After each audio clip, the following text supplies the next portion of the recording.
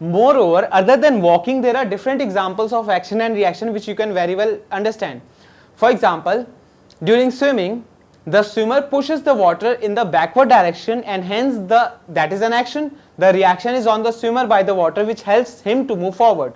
Number 2, it is difficult to walk on sand or ice or snow. Why?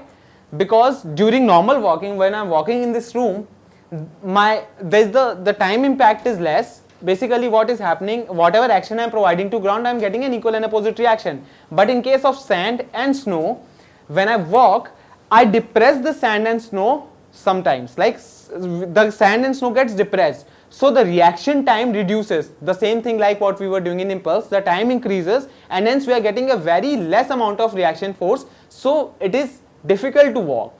Then when I fire a gun, when I fire a bullet, not gun, obviously we don't fire gun, we fire bullet. When I fire a bullet, I feel a backward jerk. How? Because the action was on the bullet, so whatever force, because bullet goes with a very high velocity in a very small time, so a very huge amount of force was provided on the bullet, so the same force is provided back on the gun by the bullet, but due to the large mass of the gun, the force get distributed and the shooter gets a jerk in the backward direction.